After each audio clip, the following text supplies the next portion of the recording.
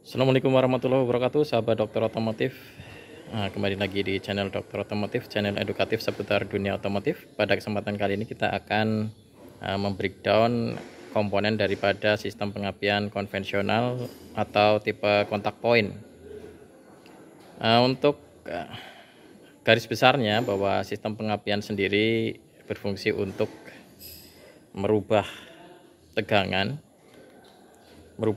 baterai ya.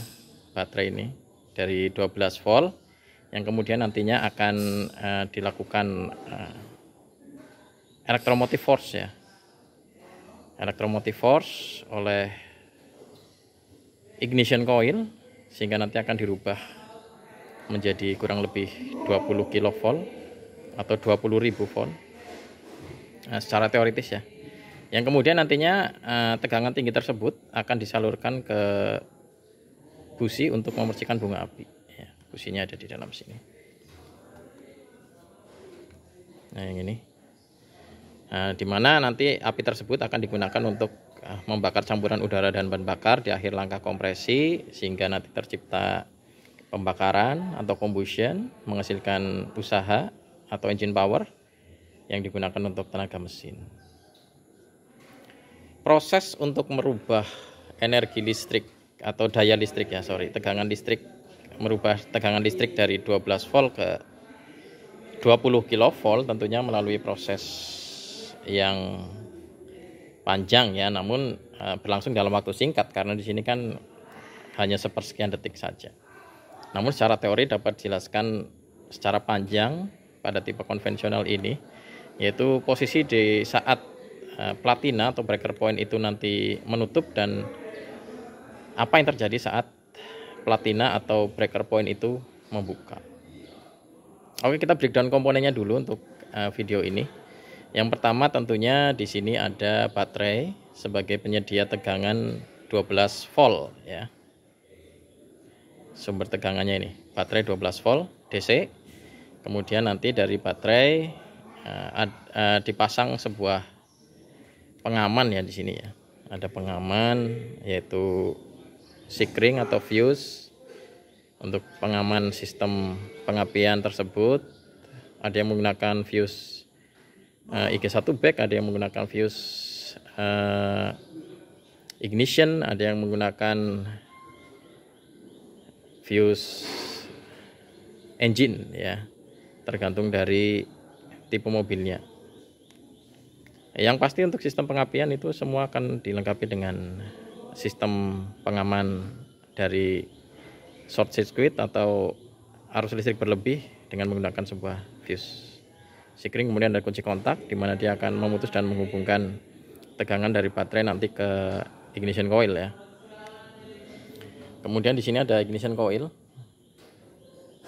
Ini tipe ignition coil konvensional dengan internal resistor ya, karena di sini terdapat 3 terminal, yaitu terminal positif, terminal negatif, dan satu terminal B di sini. Ada terminal B. Terminal B. Nah, yang ini. Ya, terminal B ini. Yang ini. Ya. Untuk output dari internal resistor. Kemudian nanti dari ignition coil ini ada satu kabel tegangan tinggi yang masuk ke distributor. Nah, ini distributor AC ya. Distributor assembly. Ini kita breakdown lagi, nanti ada beberapa komponen di distributor assembly ini. Distributor sendiri ya di sini namanya distributor, berarti untuk mendistribusi atau membagikan tegangan tinggi yang sudah dibagikan oleh ignition coil yang nantinya didistribusi ke masing-masing busi sesuai dengan jumlah silindernya dan sesuai dengan firing ordernya atau urutan pengapian ya, firing ordernya. Kalau di 5K ini firing ordernya adalah 1, 3, 4, 2. Jadi dinyalakan urutannya adalah busi nomor 1 terlebih dahulu, kemudian ke nomor 3, nomor 4, dan terakhir nomor 2, kembali lagi nomor 1, 3, 4, 2, dan seterusnya ya. Yang mendistribusikan adalah ini distributor. Walaupun nanti di distributor ini ada komponen-komponen lain ya, yang bukan hanya berfungsi untuk mendistribusi tegangan saja. Nah, berikutnya ini ada kabel busi ya. Ini sama sebenarnya kabel tegangan tinggi, cuma ini lebih dinamakan kabel busi. Kalau ini tadi high tension cord ya, kabel tegangan tinggi yang khusus untuk mengalirkan tegangan tinggi dari ignition coil ke distributor cap. Ini kabel busi, jumlahnya sesuai jumlah silinder, karena ini ada 4 silinder, maka di sini ada 4 kabel busi. Nah, di sini ada busi. Nah, busi sendiri di sini fungsinya ya jelas untuk membersihkan bunga api ya, mengubah tegangan tinggi 20 kV menjadi percikan bunga api untuk melakukan proses combustion atau pembakaran. Nah, kemudian kita akan breakdown komponen yang ada pada distributor ini ya. Kita lihat yang bagian luar dulu. Di sini ada distributor cap atau tutup distributor ya. Ini bukan hanya sekedar tutup atau pelindung dari bagian dalam distributor dari kotoran maupun dari air ya, dari luar, tetapi di sini juga nanti ada terminal-terminal ya, ada terminal-terminal. Nah, ada terminal-terminalnya ini ya, terminal center terminal ini karbon. Kemudian ada terminal bagian side ya, bagian pinggir yang untuk menyalurkan tegangan ke busi. Kalau ini nanti yang tengah adalah untuk mengirim tegangan dari ignition coil. Ya, kalau ini yang ke masing-masing busi yang samping ini. Ya, jadi di sini ada terminal-terminalnya. Kemudian kita breakdown lagi bagian yang lain. Kita lihat ya. Yang ini adalah rotor ya. Rotor ini nantinya bagian tengah ini yang akan menerima tegangan tinggi dari distributor cap terminal yang tengah. Ya, nanti kemudian akan disalurkan ke bagian samping ini yang terbuat dari logam konduktor, yang kemudian nanti akan disalurkan ke terminal yang ada di side atau di samping tadi itu. Jadi dia akan berputar tuh rotornya itu. Akan membagi-bagi sesuai fairing order tadi 1342. Yang menyalurkan ini konduktor yang ini. Kalau ini kan isolator karena ini plastik, tidak menyalurkan listrik. Listriknya dari tengah ini. Ya, dari sini nanti akan disalurkan ke pinggir. Di sini ada air gap atau celah, baru nanti disalurkan ke bagian yang yang pinggir ini. Ya, side-nya itu. Baru dari situ kan naik ke atas akan disalurkan ke busi. Kemudian kita lihat lagi bagian yang ada di dalam sini. Nah, ini nih. Yang ini adalah breaker point. Ya, breaker point ada yang menyebutnya platina. Ada yang menyebutnya kontak point ya. Dalam bahasa kita di teknik ini breaker point. Ini fungsinya untuk nantinya ini. Nah, ini kan ada kontak. Kontak ini kan bisa membuka, menutup, membuka, menutup, membuka, menutup. Nah, ini fungsinya adalah untuk memutuskan dan menghubungkan arus primer yang mengalir ke kumparan primer pada ignition coil. Ya. Nah, ini nantinya yang akan men-trigger terjadinya atau bangkitnya electromotive force berupa mutual induction effect nanti di secondary coil yang nantinya akan membangkitkan tegangan 20 kV atau 20.000 volt. Nah, ini nanti akan kita jelaskan setelah kita mengenal komponennya dulu ya. Kemudian di sini ini bagian yang menonjol ini adalah cam ya. Cam ini nanti akan mendorong breaker point pada posisi ini nih. Rubbing blocknya ini.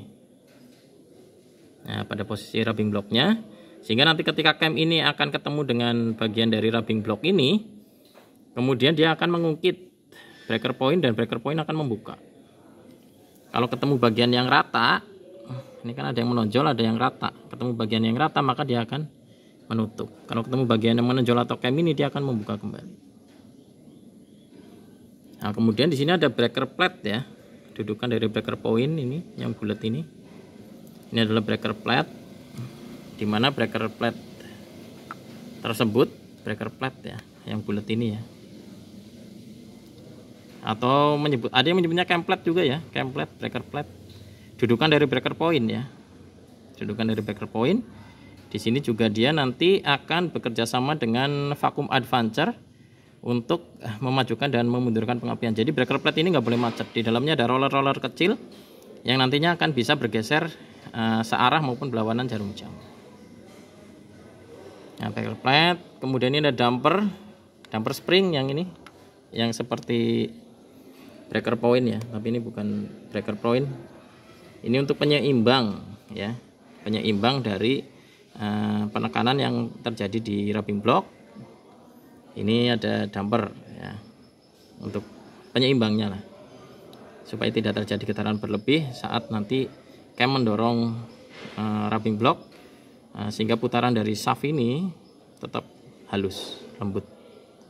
Ya, jadi di sini ada breaker point, ada cam plate, ada damper ya. Kemudian ada cam ini. Dan di dalam sini mana ini?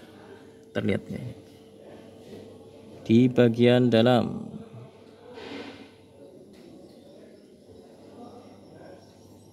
Ya, di bagian dalam sini. Nah, itu ada spring ya. Ada spring itu pegas dalam itu.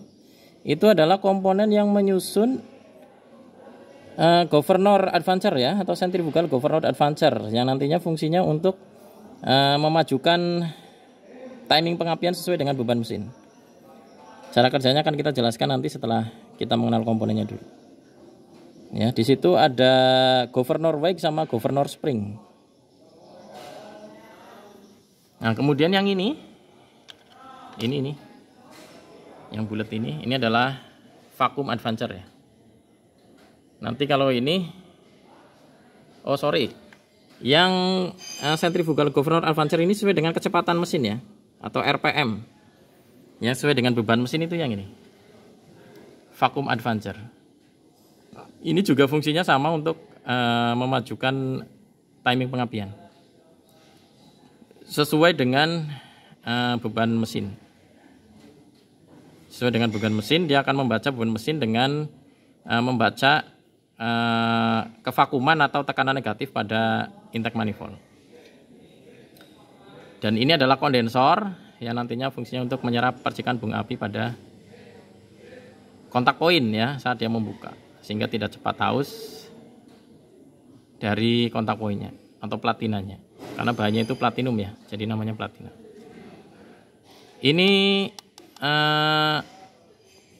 ada beberapa ukuran ya, tergantung dari warna kabel ini. Nah, ukurannya ada di sini nih. Ini contoh aja nih.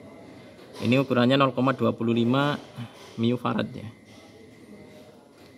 Ini ada ukurannya di sini, 0,25 microfarad. Kemudian ada beberapa tipe yang menggunakan ini. Ini oktan selektor. Tetapi ini lebih cenderung untuk memajukan memundurkan pengapian secara manual ya, dengan cara diputar. Tidak secara otomatis. Kalau ini kan dia memajukannya otomatis berdasarkan nanti kevakuman atau tekanan negatif pada intake manifold. Kalau yang centrifugal governor advancer yang ada di dalam sini tadi sesuai dengan kecepatan RPM atau kecepatan putaran mesin. Ya, itu komponen-komponen yang ada pada sistem pengapian tipe konvensional. Kalau kita breakdown, kurang lebihnya ada yang seperti saya jelaskan lagi tadi ya. Ada baterai, kemudian ada ignition coil, kabel tegangan tinggi, kemudian ada distributor cap ya, ada kabel busi, kemudian ada busi, ada rotor, ada breaker point, kemudian ada cam plate, kemudian di sini ada cam, kemudian ada damper spring, kemudian di sini ada tadi di dalam ada centrifugal governor advancer, di sini ada vacuum advancer, ini ada kondensor, oktan selektor untuk beberapa tipe, ya, rotor.